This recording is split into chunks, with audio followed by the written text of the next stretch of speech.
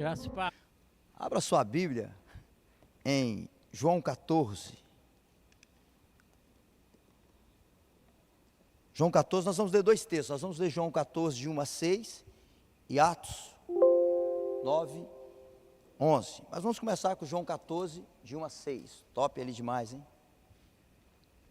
Aqui não dá para andar muito não, né? Porque não tem um... Vamos lá então? Não se perturbe o coração de vocês.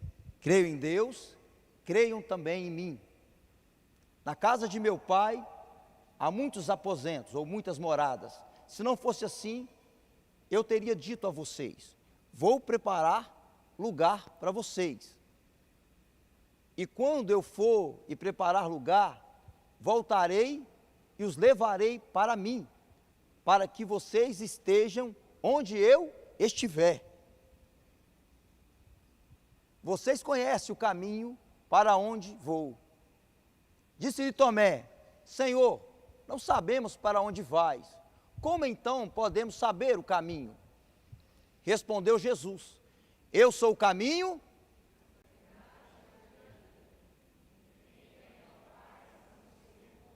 Irmão, desse jeito aí a gente está no sal, hein? Vocês leram? Eu vou falar, respondeu Jesus, vocês leem. Respondeu Jesus: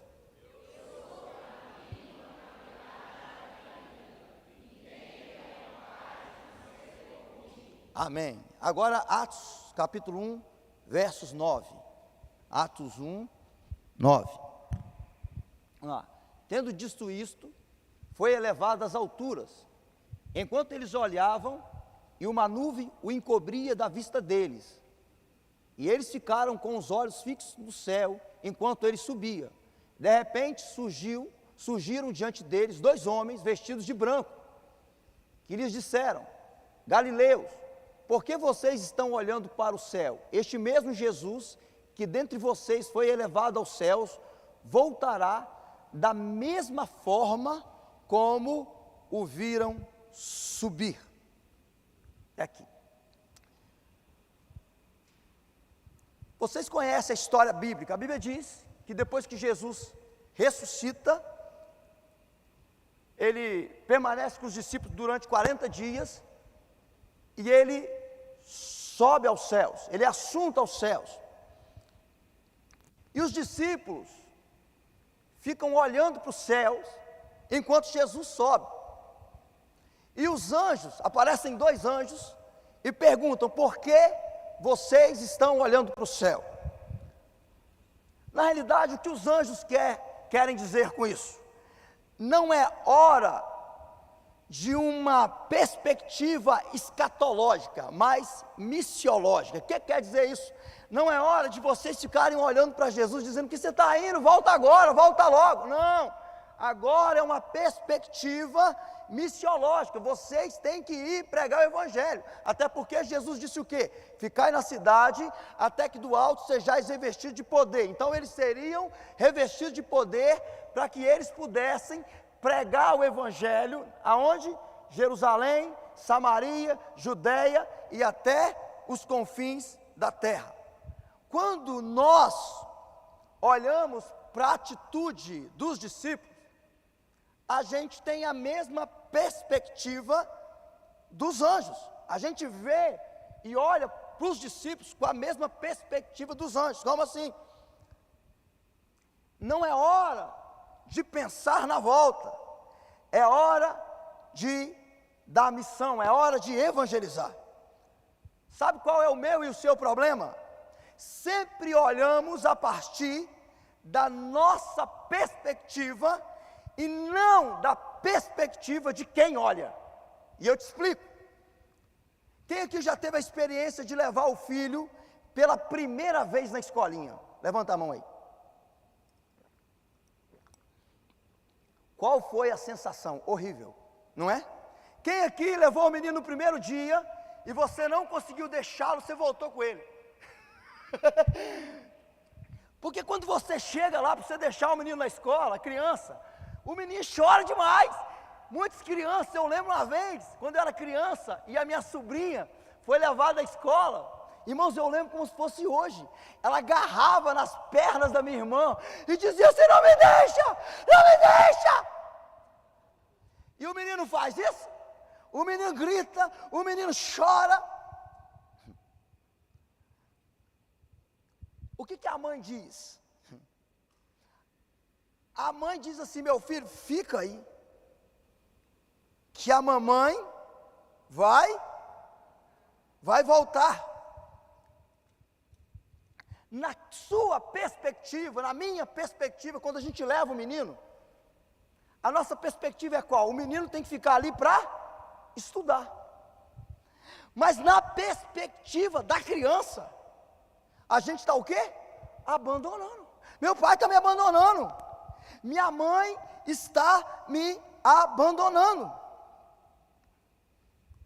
E queridos, e a gente não tem noção de como uma criança sofre, como ela fica apavorada com essa ideia de que nós estamos abandonando. Eu me lembro quando a minha esposa foi tirar o peito da minha filha, da Jujuba, desculpa, falei o apelido sem querer, da Lara. Quando a Emane foi tirar o peito da Lara, irmãos, a Lara não pegava a mamadeira, era só peito. E para tirar, nós deixamos ela 3 dias, a Emane deixou, não, eu não, que eu não queria, 3 dias, com a menina que tomava conta dela. Irmãos, eu fiquei indignado demais, porque eu achei que foi um abandono, era muito sofrimento. Na nossa perspectiva, aquilo tinha que acontecer, mas na perspectiva da Lara, era um abandono. E se a gente não souber fazer isso, a gente causa o quê? Um trauma na criança. Então, quando Jesus está subindo aos céus, a sensação dos discípulos é uma sensação de abandono. A sensação é que Jesus está abandonando eles, a sensação é que Jesus está indo embora. 3 anos com eles, Jesus está indo embora. Quando nós fomos a Israel, a gente estava lá em Tiberíades, e aí o pastor Cláudio juntou uma caravana, juntou uma turma ali, e a gente ia ao shopping. E a gente tinha que andar a média, acho que uns 2 quilômetros. 2 quilômetros, pastor, de descida a pé até o shopping. Irmãos, era pancada. Pancada, e chegamos lá, um tempão andando, ele e o líder, o nosso pastor. E quando nós chegamos lá, tivemos que andar um tempão, a gente fica andando no shopping, né? Pobre é assim, pobre não compra nada, só anda no shopping. E nós ficamos andando. Quando deu na hora de voltar, qual é o pensamento? Tem que subir morro. E o pastor Cláudio voltou de táxi. Irmãos, nós ficamos mal demais, porque o nosso líder, ele nos abandonou. Nós tivemos que voltar sozinhos. Mas eu não consegui olhar na perspectiva dele. Ele tinha síndrome de Angélica. Voo de táxi. Ele sabe que a gente ama ele demais e a gente aproveita esses momentos. Mas entende, então, existem momentos que a gente tem a impressão que o outro abandonou a gente. Naqueles momentos, os discípulos ficaram confusos e angustiados. O Jesus que eles acreditavam que ia restaurar Jerusalém, Jesus está indo embora.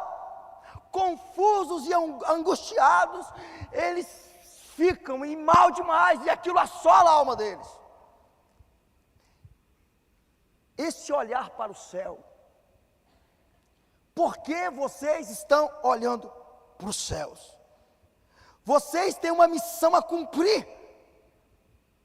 Às vezes a dor de nos sentirmos deixados é tão grande, que a gente passa a vida inteira em função daquela dor, e esquecemos a missão e tudo de mais importante que existe à nossa volta. Quantos de nós, em algum momento da nossa vida, nós nos sentimos deixados pelo pai, deixados pela mãe, deixados por alguém? Quantas vezes, às vezes isso controla a nossa vida. Jesus, sabendo que isso iria acontecer, se levanta antecipadamente, como um terapeuta da alma e prepara os discípulos para esse momento. E aí, ele prepara eles e diz em João 14: não se turbe o vosso coração. Eu vou embora, eu tenho que partir, mas não se turbem, não se atemorizem, não fiquem angustiados. E ele diz assim: creiam em Deus, creiam também em mim. A fé em Jesus é o único remédio para um coração turbado, preocupado, aflito e transtornado. A fé olha para Jesus e não para a tempestade. A fé ri das impossibilidades. A fé triunfa nas crises. Então, queridos, você não precisa ver para crer. Diga para a pessoa do seu lado assim: você não precisa ver para crer. Você precisa crer para ver. Entendeu? Essa é uma fé em Jesus. Você precisa ter fé, irmão. Você não precisa ver para crer. Você tem que crer para ver. Porque a Bíblia diz que o justo viverá pela fé.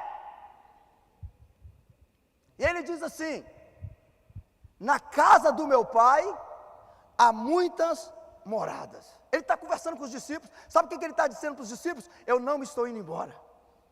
Eu não estou indo embora. Eu estou indo preparar lugar. Na casa do meu pai há muitas moradas. Lá há lugar para você, querido. Lá há lugar para mim. Lá há lugar para todos nós. Para onde eu vou, tem lugar para todos vocês de Jesus. Quando o pastor Billy Graham morreu, acho que tem mais ou menos de 2 a 3 anos, ele estava nos últimos momentos dele, e ele disse para a esposa dele: as pessoas vão perguntar se eu morri, não diga que eu morri, diga que eu voltei para casa, diga que eu mudei de endereço, porque a gente não morre, irmão, a gente volta para casa. E segundo carta aos Coríntios, capítulo 5, diz assim: quando essa casa aqui se desfizer, no original, quando essa tenda aqui se desfizer, está falando do nosso corpo, a gente tem um edifício no céu, um corpo glorioso no céu. O que ele está dizendo aqui? Ele diz que vai chegar um momento, irmãos, que essa tenda aqui vai se desfazer.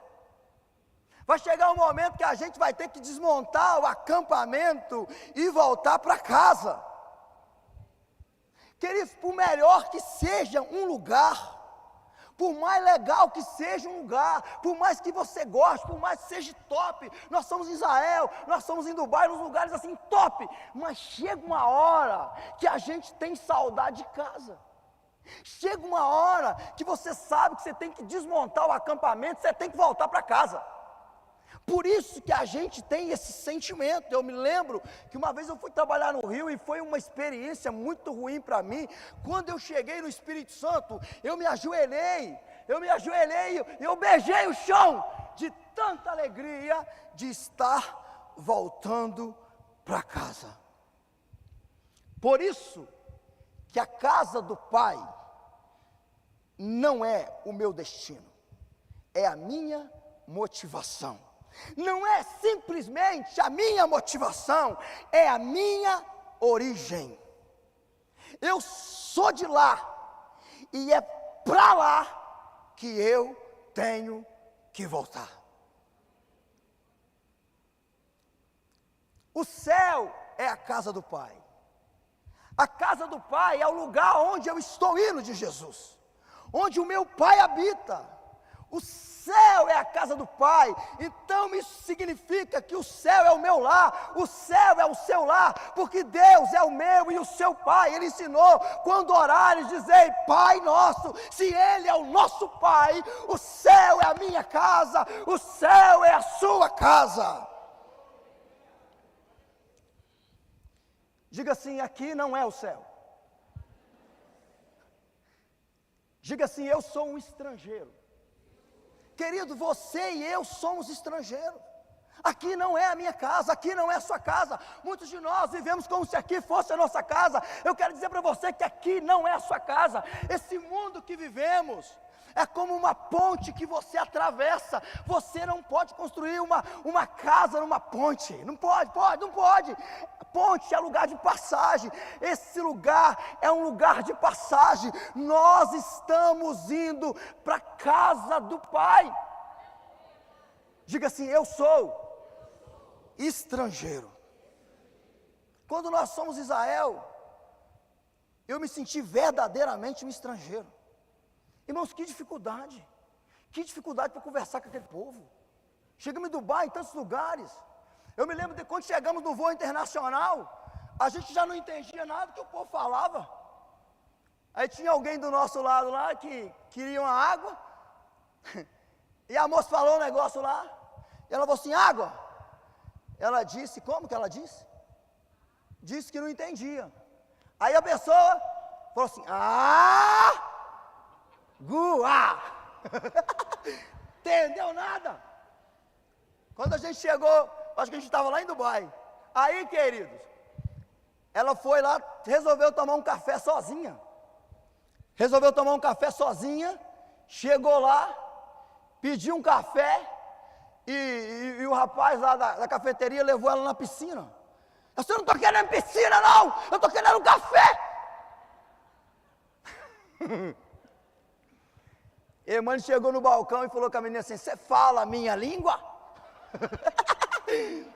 A menina não entende nada.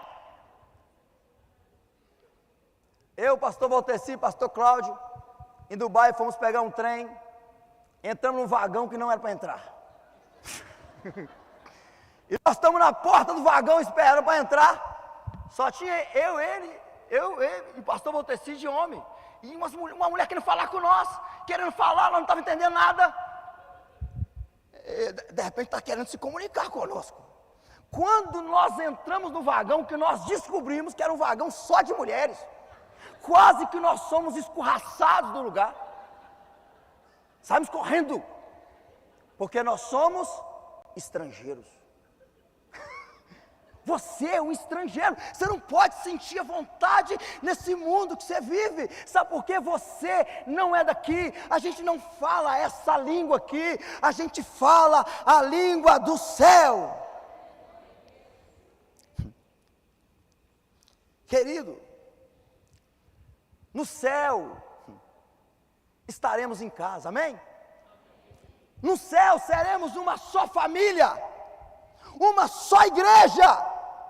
Lá no céu nós vamos nos conhecer, nós vamos nos abraçar, vamos abraçar aqueles entes queridos que partiram em Cristo antes de nós. E você vai conhecer, você vai se lembrar, você vai ver. Tem gente que diz assim: não, a gente não vai conhecer. Claro que a gente vai conhecer, irmão. Eu vou te dar só um texto aqui só, para você entender que você vai conhecer. Mateus 8, 10 a 12, diz assim: muitos virão do Oriente, do Ocidente, e tomarão lugar à mesa, com Abraão, Isaque e Jacó, no reino dos céus. Pegou? Abraão, Isaque e Jacó só vieram antes de mim e de você. Se Abraão, Isaque e Jacó vão estar lá com o nome deles, com as características dele, então é normal, natural, que nós vamos estar no céu com as nossas características, amém? Não sei se vai mudar o nome, mas a Bíblia diz que é um novo nome, não sei. Mas eu creio, irmãos, que lá nós vamos nos conhecer, nós vamos nos abraçar. E Jesus diz: é para lá, é para a casa de vocês que eu estou indo, não fiquem angustiados. E ele diz assim: quando eu for e preparar lugar, eu volto.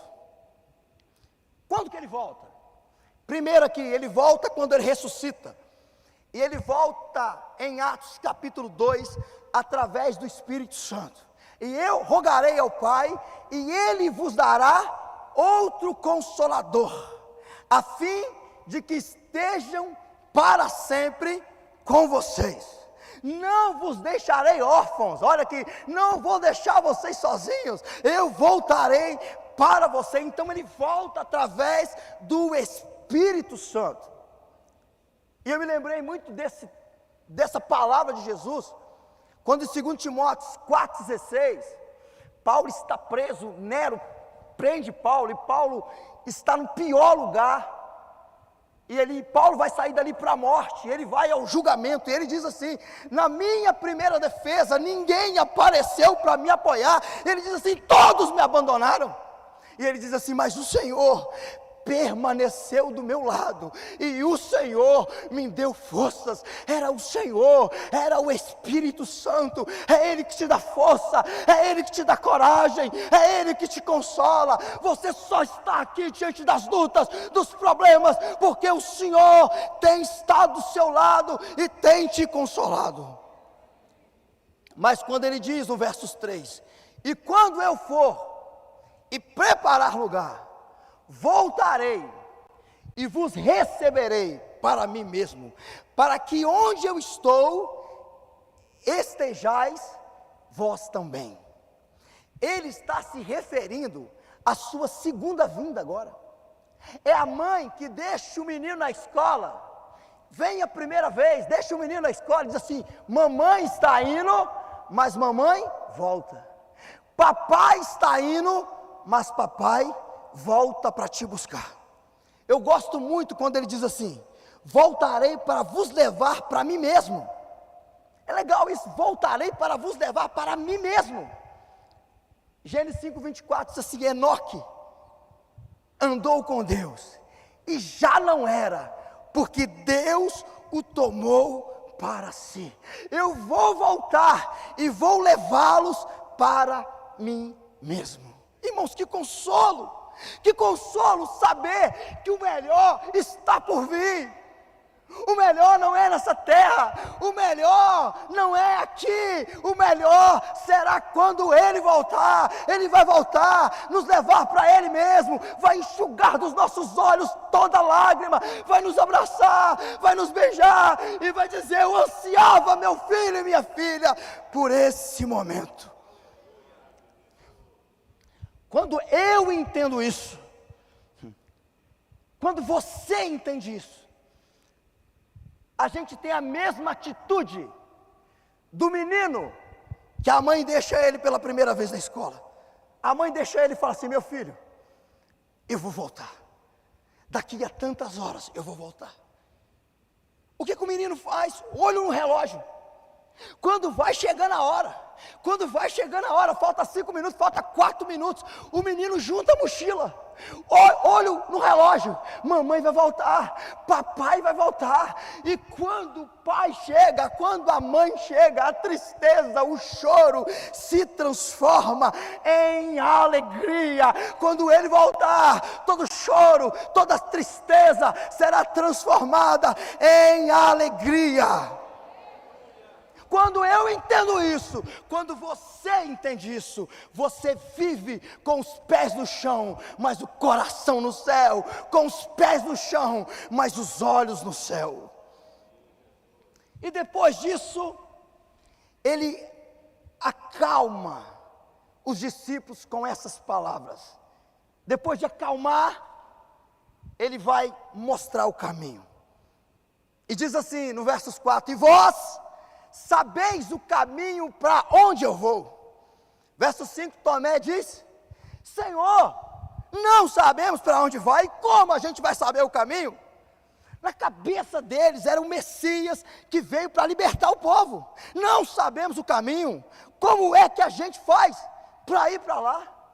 E o Mateus citou esse texto aqui no verso 6, Jesus disse: eu sou o caminho, eu sou a verdade e eu sou a vida. Ninguém vem ao Pai a não ser por mim. Olhe para mim, eu sou o caminho, sou eu que conduzo você à casa do Pai. Eu sou aquele enviado pelo Pai, eu sou aquele que prepara o caminho através da morte e ressurreição, porque eu ressuscitei, vocês vão ressuscitar e a morte não terá domínio sobre vocês. João 6,28b diz: vem a hora em que todos se encontram nos túmulos, ouvirão a sua voz e sairão.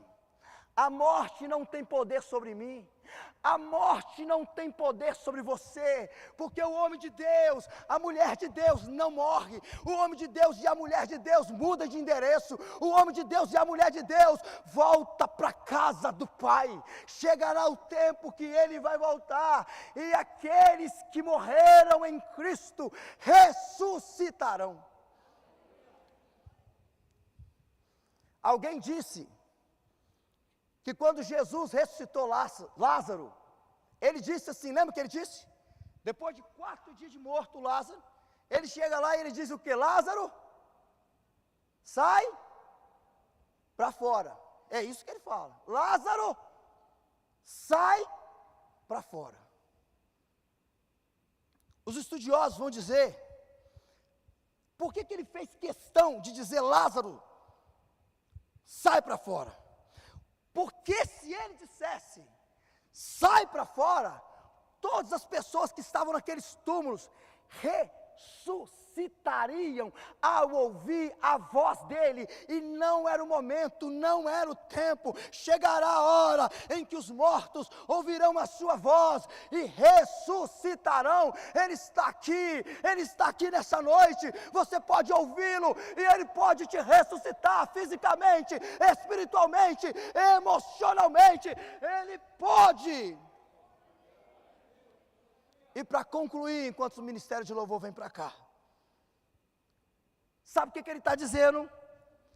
Para mim e para você que está aflito, não se turbe o vosso coração com as coisas dessa terra. Tire seus olhos da terra. Querido, para de estar olhando para aquilo que está à sua volta. Para de ficar olhando para as suas lutas, seus problemas. Está na hora de você olhar para Deus. Está na hora de você crer no Senhor, olhar para Ele, crer nele, porque você está debaixo de uma promessa de Deus. Pode não ser hoje, pode não ser amanhã, mas Ele vai voltar, e toda dor, todo choro será arrancado. O choro dura uma noite, mas a alegria vem ao amanhecer. Tem uma promessa de Deus para mim e para você. Tire seus olhos da terra, tire seus olhos daquilo que causa dor. E aí Jesus aponta para a casa do Pai. Eu estou indo, mas um dia eu volto. Eu volto pessoalmente, diz ele, para que onde eu estou, estejais vós também. Você crê nisso, querido? Você crê nisso? Tem um pastor amigo meu, que o pai dele estava muito doente, mas muito doente mesmo. E ele foi ao hospital visitar o pai dele.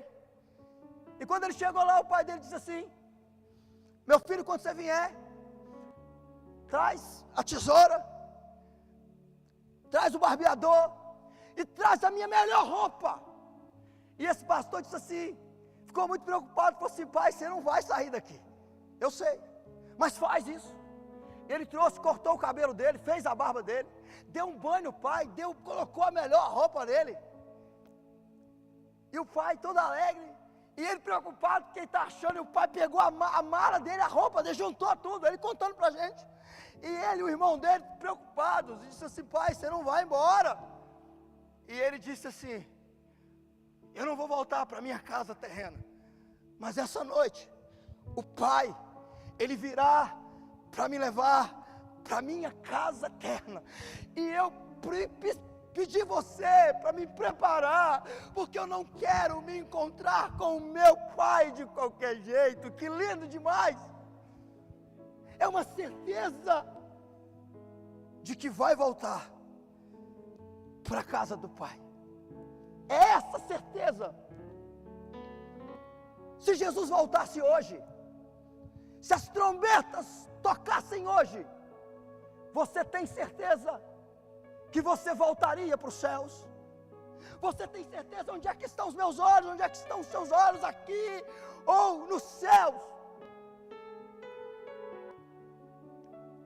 Ele está voltando. Eu sempre brinco com isso aqui, vou te falar, já te falei isso aqui, vou falar de novo. Quem aqui já deixou o leite entornar? Você ferveu o leite e deixou de entornar. Confessa seu pecado aí em nome de Jesus. Tem gente aí que não está confessando, já deixei um monte de vezes. Sabe por quê, pastor Tiago? Porque eu aprendi que o leite tem que subir até na tampa. Depois você desliga. Aprendeu isso? Tem gente que diz que não precisa, mas a minha mãe me ensinou isso. Enquanto o leite não vai lá em cima, eu não desligo. E aí você está ali, olhando o leite, olhando o leite, olhando o leite, você está olhando o leite. E quando você dá uma bobeirinha, o leite entorna e suja o fogão. Ai, que raiva! Pior do que o leite derramar é limpar o fogão. É assim, é a volta do Pai. Quando você menos esperar, Ele volta. E eu e você temos que estar preparados para a volta dele. O presbítero estava no hospital, últimos momentos do presbítero. Você olhava, não tinha jeito, ele ia partir. Tem momentos que o médico chamou a igreja para despedir dele. E o pastor foi, e o pastor fez uma pergunta, abençoado, que a gente não gosta de fazer, mas a gente tem que fazer. E a pergunta do pastor para o presbítero foi: você está preparado para encontrar com o Pai? Você está preparado para voltar para casa? E ele olhou nos olhos do pastor e disse: eu não estou preparado. Eu não estou preparado. E o pastor ficou indignado, porque ele era o homem de confiança dele, era o vice-presidente. Como que você não está preparado? Como que você não está preparado? O pastor ficou bravo, ficou indignado. Como que você não está preparado? E disse: mas você está preparado para morrer? E disse: pastor, não estou preparado para morrer. Tem alguém aqui preparado para morrer? Irmãos, eu não estou preparado para morrer não. Você está? Eu não estou não, meu sonho é fazer o velório de todo mundo. É melhor carregar o caixão do que ir dentro, não é não? Ô pastor, não fica brincando com esses negócios não. Você pode brincar com qualquer coisa, mas não brinque com a sua eternidade. Porque a morte não é o fim da vida, mas o raiar de uma gloriosa eternidade. Ei, você está preparado para morrer? Ele olhou para o pastor e disse: eu não estou preparado para morrer, eu estou preparado para viver, porque aqueles que morrem em Cristo viverão eternamente. E quando eu olho para a ceia, eu me lembro da casa do Pai. Porque Jesus, quando fez a última ceia antes de morrer na cruz, o que ele disse? Hoje é a última vez que vocês participam da ceia comigo. Última vez. Vocês vão fazer isso uma outra vez comigo no céu. No dia que eu voltar, no dia que eu levar vocês, haverá uma grande festa no céu, e eu vou servir vocês. Então, quando eu participo da ceia, eu me lembro da promessa de Deus, que Ele vai voltar para levar a sua igreja. Pode aplaudir o Senhor. Você crê nisso, queridos? Fique de pé. Eu queria que nessa noite você ouvisse a voz de Deus, a voz de Jesus, com a sua própria voz. Você crê nisso? Você pode ouvir a voz de Jesus através da sua própria voz? Então vamos lá. Você vai profetizar, você vai declarar agora, em nome de Jesus. Você vai orar, como se fosse a sua última oração agora, através dessa canção, em nome de Jesus.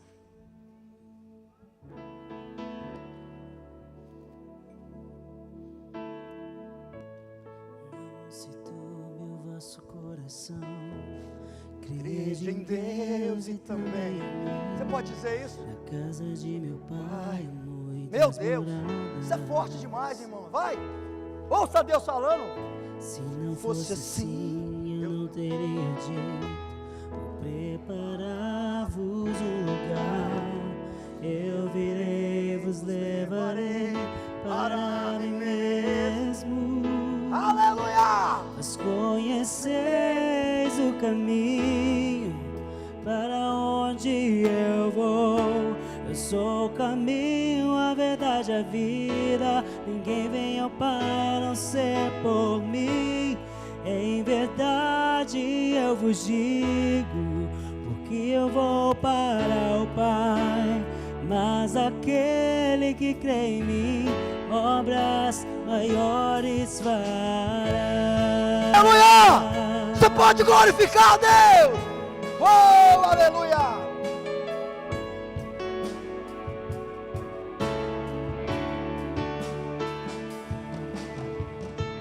Se me amares verdadeiramente, guardareis os meus mandamentos.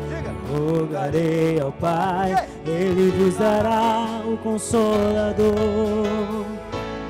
o Espírito da verdade, que o mundo não pode receber, mas Ele habita em vós e estará em vós para sempre. Aquele que tem os meus mandamentos e os guarda, esse é o que me ama. E se alguém me amar, será amado por meu Pai. Eu também o amarei e me manifestarei a Ele.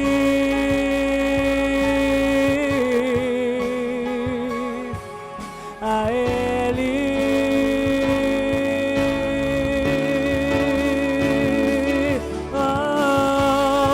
Quero te amar mais, Senhor. Quero te amar mais, Senhor.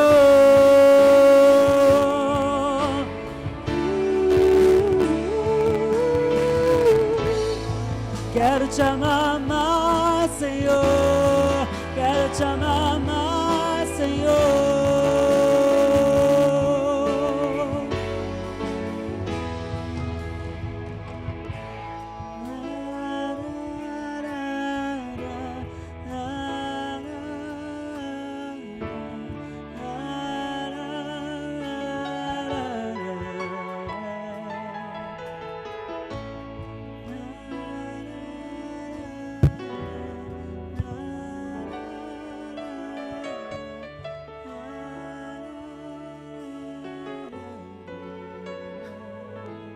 Não se turbe o vosso coração.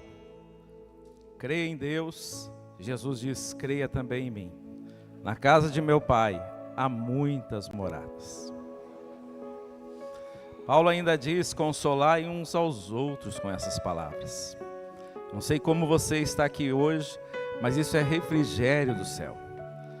É a palavra do Pai dizendo: fica aí por enquanto, mas eu já volto. E nós estamos bem mais perto deste momento do que os nossos pais na fé, que estiveram aí 2000 anos lá atrás, um pouquinho só de tempo, e o que há de vir virá. Ele não tardará, ainda que alguns tenham esta promessa por tardia, a Bíblia diz. A verdade é que Ele está voltando, e Ele volta de duas maneiras. Ele volta coletivamente, e nós esperamos esse coletivo que seja para nós ouvir o som da trombeta e encontrar com Ele nos ares. Quem que tem essa esperança? Quem que quer isso para a sua vida? Mas Ele também volta individualmente. Isso acontece a todo instante. Quanta gente que o ano passado estava aqui, esse ano já não está mais. Mês passado estava aqui, já não está mais, e assim por diante. Por isso precisamos estar preparados, porque Jesus está voltando.